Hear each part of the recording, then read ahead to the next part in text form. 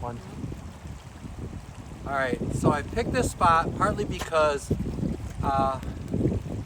50 years ago, this is a good memory. 50 years ago, cousin Greg, Roddy and Robbie, we were all staying at the trailer at the time, and the men all decided they wanted to go into town. And they said, you guys can stay out here and just go to bed at a normal time. And we had a nice fire, and the conversation, we talked about everything, but the conversation came around to Bigfoot. And we all started sharing our opinions about Bigfoot, and we scared each other a little bit. So Greg was maybe 14, 1975. I was like 10 or 11, so we were pretty young. But we got scared, and we decided that Greg should drive us down to this bridge, and we would wait for the men to come home from town. And mind you, we've been talking about Bigfoot for a while. And I'm sitting in the passenger seat. Greg's in the driver's seat because he was 14, so he clearly was old enough to drive. And the other guys were in the back seat. And we were waiting, it was dark, we were half asleep, and all of a sudden, I seen a shadow in the woods. And then the shadow moved again, so I know my eyes weren't playing tricks on me, and it started coming out walking on 2 feet.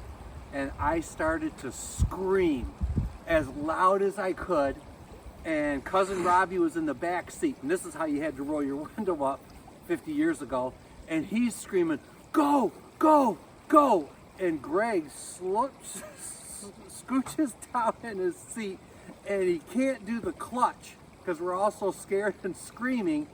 And then right up to the car, it's Uncle Steve. And Uncle Steve yells at us and says, I thought I walked in on a murder. I didn't know what was going on. And oh, we got to laughing. And then we went back with Uncle Steve to the thing.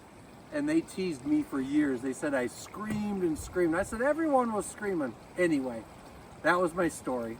And what I'd like to do is I'd like to read a short passage. And I'm going to sprinkle Greg's ashes into the Gilchrist Creeks.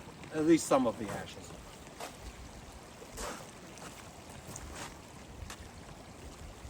Yeah, thank you. And this. All right, this is a passage from Ecclesiastes. There is a time for everything and a season for every activity under the heavens. A time to be born, a time to die, a time to plant, and a time to harvest. A time to kill and a time to heal. A time to tear down and a time to build. A time to weep and a time to laugh. A time to mourn and a time to dance. So this is in memory of my cousin Greg. Ashes to ashes, dust to dust.